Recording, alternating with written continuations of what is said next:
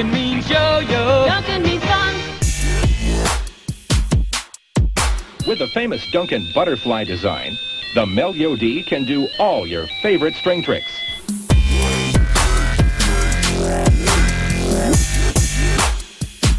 So spin your Melyo D and play the Duncan song. Duncan means yo-yo. Duncan means fun.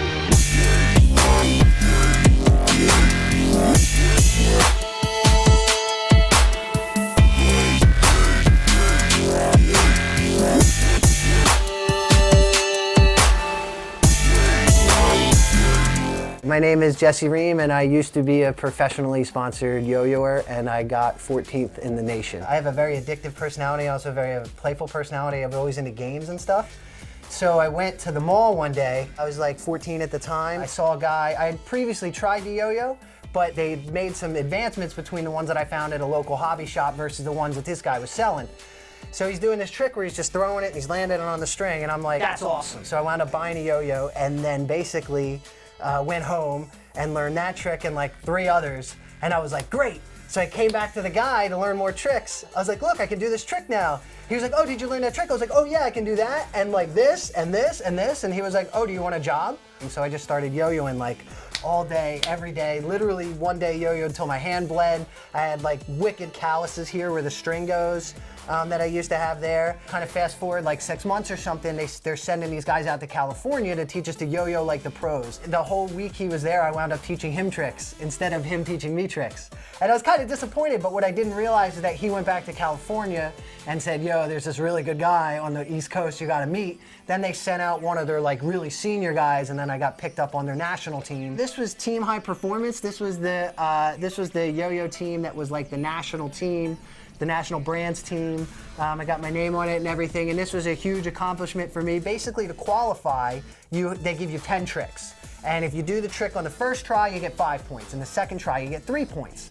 So the previous year, I had only gotten a 30-something, and everybody who like qualified was in the 40s and the 50s. So I go up and I got like a 37.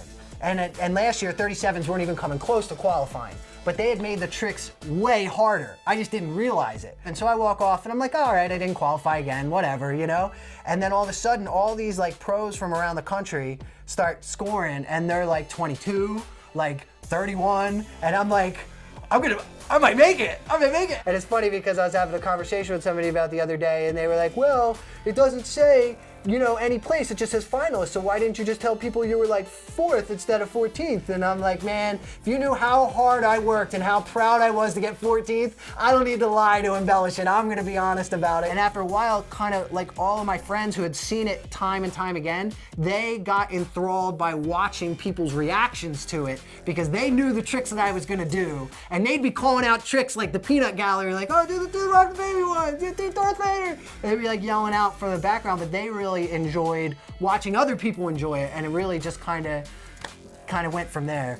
I really love entertaining people, and I always get the same thing, which is like, oh, you yo-yo? That's stupid. And then they see me do it and they go, all right, wait, that's actually kind of cool. The number of weird situations that I've gotten out of and fights that I've broken up because I had a yo-yo on me and like stuff was escalating, and I was like, hey guys, check this out. And everybody was like, oh, look at that. And then it just kind of like defused the situation. In my life, I've had to choose when I show it to people, because if you show it to people too soon, you instantly become the yo-yo man. And then everything about you and the context of you is you're the yo-yo guy or you're the yo-yo man. Literally anybody you would talk to from the community of these types of players, because they're called yo-yo players is what we actually call ourselves. But any yo-yo player would basically say that they have a similar experience where it's just like, oh, you're the yo-yo guy or you're the yo-yo man. So the reason that I would say this is a thing I used to do is because I felt like it was my identity.